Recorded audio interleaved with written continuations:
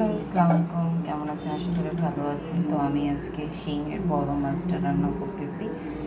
তো এই যে পেঁয়াজ বেরেস্তা করে নিয়েছি এটা আমি, আর হালকা একটু পেঁয়াজের পেস্টও দিয়েছি, বাটা দিয়েছি, আর এখানে রসুনের পেস্ট দিয়েছি, পেঁয়াজের পেস্টটা মিক্স করে নিয়েছি।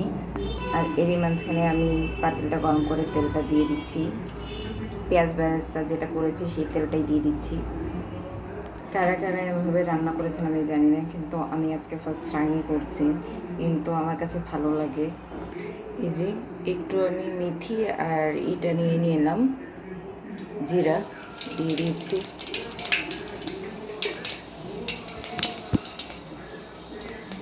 আর এখানে আমি সব মাছ রেডি করে রেখেছি, সব মাছ রেডি। এখন এটা মিক্স করে এটাতে দিয়ে দেবো। এই যে মাছ তো আমি ঝামা দিয়ে দিয়েছি, এখন ঢাকনা দিয়ে ঢেকে রেখে দেবো এটা যা পর্যন্ত হবে। এরই মাঝখানে আমি ধনে পাতাটাও কেটে কুটে রেখে দেবো। নিজ হাতেই সব কাজ করতে হয়, মাছ করতে হয়, সব কাজে এটা আমাকেই সামাল দিতে হয়। আর যেহেতু এখন ছেলেটা ঘুমিয়ে আছে, ভাবছি এই কাজটাই করে নেই।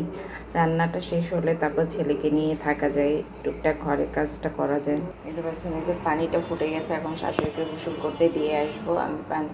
আমার শাশুড়ি গরমেও পানি ফুটিয়ে গোসল করে। তো আমাদের জীবনে আমাদের চাহিদার অভাব হবে না। প্রত্যেকটা মানুষেরই অনেক চাহিদা, যত চান তত, যত পাবেন ততই আরও চাইবেন, আরও চাইবেন, এটা কমতি নেই। কিন্তু মানুষকে দেখলে নিজেরটা বোঝা যায় যে আমার চেয়েও খারাপ অবস্থায় আছে কিছু মানুষ। আমাদেরকে ধৈর্য ধরে কাজ করতে হবে। এই যে মানুষ কত কিছু না করে না খেয়ে থাকছে, আমরা তাদেরকে দেখি না, তাদেরকে শুনি না।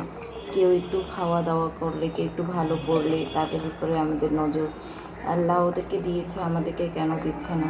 আপনি আরও অন্যান্যদেরকে দিয়ে দেখেন যে তারা তো একটা থাকার জায়গাও পাচ্ছে না। তো কেন কেন এত হিংসা করব মানুষের সুখ দেখে? আমার তো প্রয়োজন নেই। আল্লাহ আমাকে যতটুকু সামর্থ্য দিয়েছে, হয়তো দিয়েছে, আল্লাহ আমার ভাগ্যেতে যা লিখে রাখার তাই দিয়েছে। সেটা নিয়ে তো আমি কারোর সাথে লড়াই করতে পারবো না। হ্যাঁ, আমার আল্লাহকে আমি বলতে পারি, আল্লাহ আমার কিছুটা ভালোটা দিন দাও, কিন্তু আমি কারোর সাথে হিংসা করে চলতে পারবো না। হিংসা জীবনকে নষ্ট করে দেয়। যেটা আপনাকে, মানুষকে আমরা যতই উপরে উঠতে দেখবো আমাদের ভিতরে ততই হিংসা বাড়বে, কিন্তু সেই হিংসা আপনাকে যে পদে পদে নিচে ফেলে দেবে। সে তো ঠিকই উপরে উঠে যাচ্ছে, আপনি কেন নিচে নেমে যাবেন?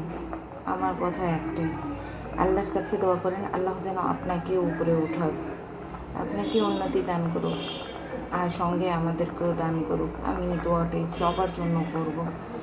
এই যে কথা বলতে বলতে মানুষের যে হিংসার প্রতি এত ঝোঁক, আমি তো এটাই বুঝতে পারি না। মানুষ একটু ভালো মন্দ খেলে এত হিংসা করে,